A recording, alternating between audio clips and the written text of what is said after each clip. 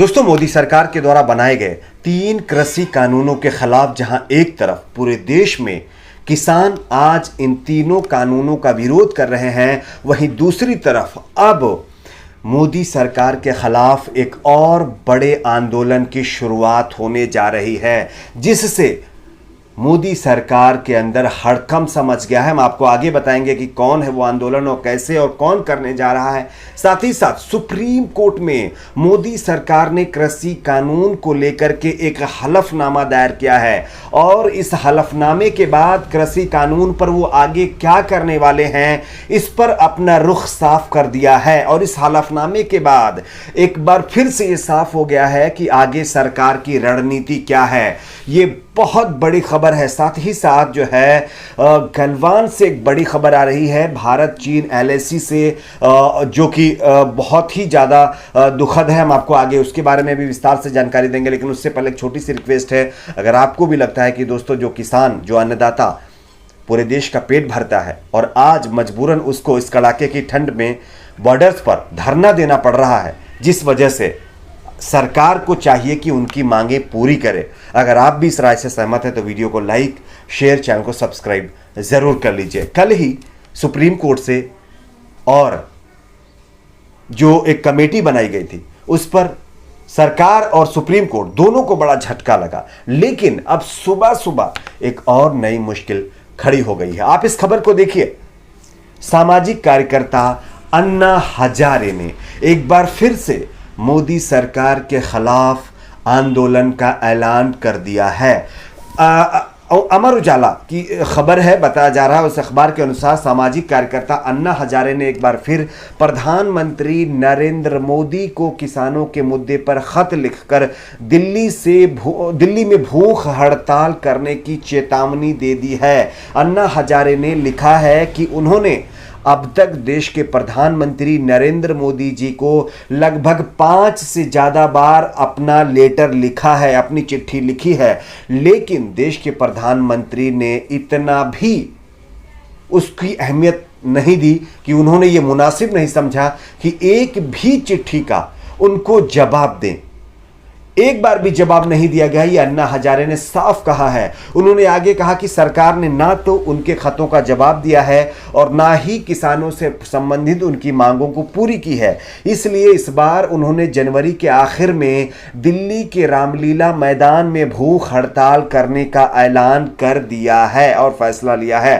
अन्ना हजारे ने अपने खत में लिखा है कि सरकार ने लिखित में दिया था कि केंद्र सरकार ने फसल की लागत से 50% अधिकतम न्यूनतम समर्थन मूल्य तय किया है और इसे बजट भाषण में भी शामिल किया गया था, लेकिन अभी तक इसका पालन नहीं किया गया है। उन्होंने कहा कि शायद उनकी आखिरी भूख हड़ताल हो। इससे पहले वो 2018 और 2011 में दिल्ली में लोकपाल बिल को लेकर के भूख हड़ताल पर बैठ चुके हैं। हालांकि आज तक केंद्र में लोकपाल की नियुक्ति नहीं हुई है। जो सरकार आती हैं वो दावे जरूर करती हैं, लेकिन कोई भी काम नहीं किया जाता है। और अब मोदी सरकार के खिलाफ भी अन्ना हजारे ने जनवरी लास्ट में भूख हड़ताल करने का फैसला कर लिया है, जिससे एक और बड़ा आंदोलन मोदी सरकार के खिलाफ खड़ा होने जा रहा है, जिससे सरकार की मुश्किलें आगे और भी ज़्यादा बढ़ सकती हैं। आपकी इस पर क्या राय है, नीचे कमेंट बॉक्स में अपनी राय को आप जरूर शेयर करिए। बात करते हैं दूसरी बड़ी खबर की। ये खबर भी आप देखिए,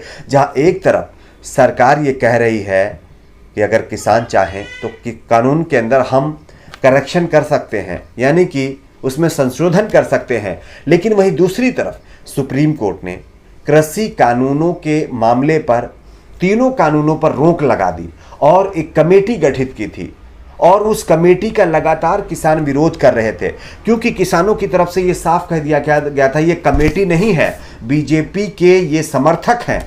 4 जो लोग नियुक्त किए गए, जिसमें से एक ने कल अपना नाम वापस ले लिया।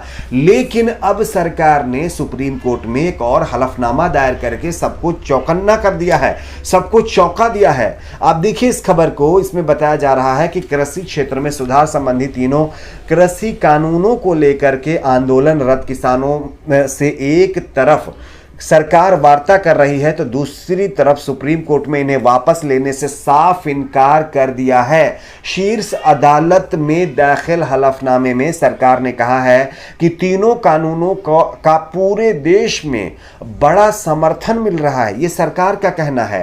कृषि कानूनों को लेकर सरकार और आंदोलनरत किसान यूनियन के बीच 15 जनवरी को 9वें राउंड की बातचीत भी होनी है, लेकिन इससे पहले सरकार ने इस तरह का हलफनामा दायर करके एक बार फिर से हड़कंप सा मचा दिया है। सरकार का कहना है कि जो ये तीनों कृषि कानून बनाए गए हैं, इन तीनों कानूनों को पूरे देश से बड़ा समर्थन मिल रहा है, जिसके चलते उन लोगों की भावनाओं को भी हम मद्देनजर रखते हुए इस तरह का फैसला लेने जा रहे हैं।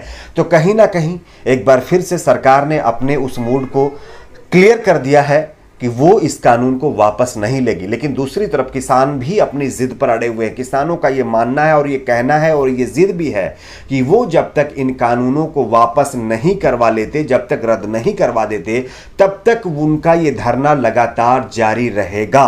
तो अब किसानों और सरकार के बीच एक बार फिर से घमासान होना लगभग तय माना जा रहा है। आपकी अपनी इस पर क्या राय है, नीचे कमेंट बॉक्स में अपनी राय को शेयर करें। बात कर लेते हैं तीसरी एक और बड़ी खबर गलवान से आ रही है। भारत और चीन के बीच आप सभी जानते होंगे लगातार तनातनी जारी है। इससे पहले भी मैंने आपको एक वीडियो के जरिए से बताया था कि गलवान के अंदर किस तरह से चीन अपनी पकड़ लगातार बनाता जा रहा है। इस पर सुब्रमण्यम स्वामी ने एक ट्वीट भी किया था। सुब्रमण्यम स्वामी ने ट्वीट करते हुए कहा था कि कई हजार वर्ग मीटर जमीन पर चीन ने अपना कब्जा जमा लिया है, जबकि हमारे देश की सरकार लगातार सो रही है और कोई उस पर कार्रवाई नहीं कर रही है। लेकिन अब इसी मामले पर एक और नई अपडेट सामने आई है। यहां पर एक खबर मैं आपको दिखा रहा हूं, आप इस खबर को देखिए गौर से।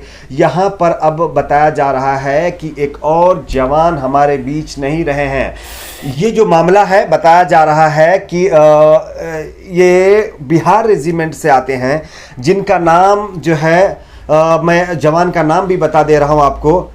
इनका नाम हेमंत बोल के है और हेमंत जो है नाम के इस जवान ने हमारे और देश के लिए अपने आप को हमारे बीच नहीं रखा और चीन की तरफ से यह हरकत की गई है। आपको खबर भी दिखा रहा हूं, आप देख सकते हैं। लेकिन सरकार पूरी तरह से इन सारे मामलों पर कहीं ना कहीं चुप है। आप सोचिए, अगर इस तरह की चीज़ें होंगी तो आखिर कैसे हमारे जवान सुरक्षित रहेंगे। जबकि पहले ही आप सभी जानते होंगे, एक रिपोर्ट में खुलासा हुआ था कि मैक्सिमम जवान डिप्रेशन में है, टेंशन में है, बहुत सारी चीज़ों को लेकर के। तो ये हाल हुआ पड़ा है। लेकिन उसके बावजूद भी विदेश नीति में ये कहा जाता है कि हमारे देश की सरकार ने तो बहुत ऊंचे ऊंचे जो है कीर्तिमान कर दिए हैं, बहुत कुछ कर दिया है, लेकिन उसका रिजल्ट आपके सामने है।